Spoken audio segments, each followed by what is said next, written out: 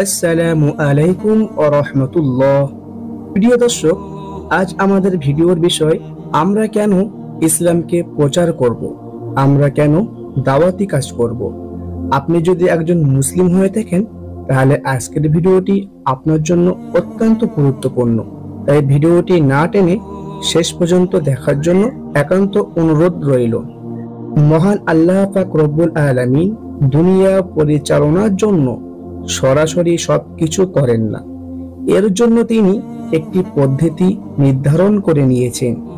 দুনিয়াতে মানুষকে নিজের প্রতিনিধি হিসেবে প্রেরণ করেছেন। মানুষ আল্লাহর হয়ে তার বিধানগুলো বাস্তবায়নের কাজ করবে। এর মাধ্যমে সে নিজের মুক্তি নিশ্চিত করবে, অন্যকেও মুক্তির পথ দেখাবে। আল্লাহ তাআলা কুরআনুল কারীমে ইরশাদ করেন, সূরা বাকারা আয়াত নম্বর 30। আল্লাহ তাআলা বলেন, নিশ্চয়ই আমি পৃথিবীতে আমার প্রতিনিধি সৃষ্টি করব। আমরাই তো সেই প্রতিনিধি হিসেবে আমাদের অনেকগুলো দায়িত্ব রয়েছে। এর মধ্যে প্রধান দায়িত্ব হলো আল্লাহর বাণী প্রতিটি মানুষের কাছে পৌঁছে দেওয়া। যুগে যুগে যত নবী রাসূল এসেছেন তাদের প্রধান কাজই ছিল মানুষকে আল্লাহর পথে আহ্বান করা। আর এই আহ্বানের মাধ্যমে আলো অন্ধকার, ভালো মন্দ, সভ্যতা ও বর্বরতার মাঝে তুলনামূলক আলোচনা করে সত্য ও সুন্দর মডেল মানুষের কাছে উপস্থাপন করা। আর সেই মডেল হচ্ছে ইসলাম। হিকমত তথা প্রজ্ঞার সাথে ইসলামের সৌন্দর্যকে উত্তম রূপে উপস্থাপন করা, মানুষকে তা গ্রহণের জন্য আহ্বান করা এবং আখিরাত যে সর্বশেষ চূড়ান্ত লক্ষ্য তা মানুষকে বোঝানোর দায়িত্ব হলো মূল কাজ। আমরা দুনিয়ায় ছিলাম না, এখন আছি, আবার ভবিষ্যতে থাকবো না। যখন ছিলাম না তখন কি ছিলাম, কোথায় ছিলাম, এখন আছি, কেন আছি, আবার থাকবো না, তাহলে কোথায় যাব, এরপরে কি হবে। আমাদের কৃতকর্মের জবাবদিহিতা কি করা লাগবে না? তার কাছে জবাবদিহি করব। জবাবদিহিতা করতে না পারলে কি ভয়ানক শাস্তি হবে। এই বিষয়গুলো তুলে ধরে ইসলামের বীজ বুনে দেওয়াই হচ্ছে দাওয়াতের মূল লক্ষ্য বা উদ্দেশ্য। এই কাজগুলো যুগে যুগে নবী রাসূলগণ করেছেন, এখন আর নবী রাসূল আসবেন না।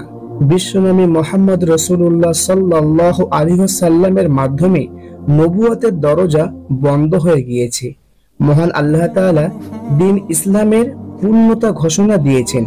আল্লাহ তাআলা কুরআনুল কারীমে সূরা মাইদা 3 নম্বর আয়াতে বলেন, আজ আমি তোমাদের জন্য দ্বীনকে পরিপূর্ণ করে দিলাম, তোমাদের ওপর আমার নিয়ামতকে সম্পূর্ণ করলাম, ইসলামকে দ্বীন হিসেবে তোমাদের জন্য মনোনীত করলাম।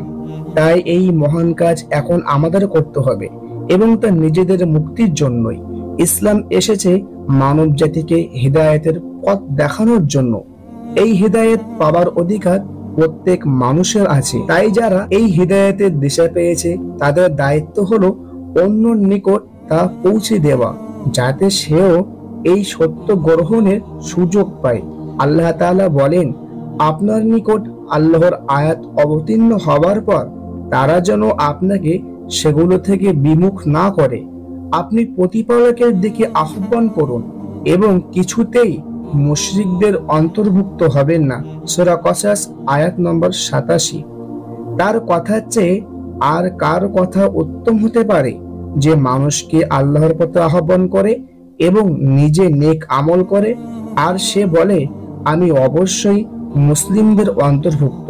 সূরা হামিম সাজদা আয়াত নম্বর 33।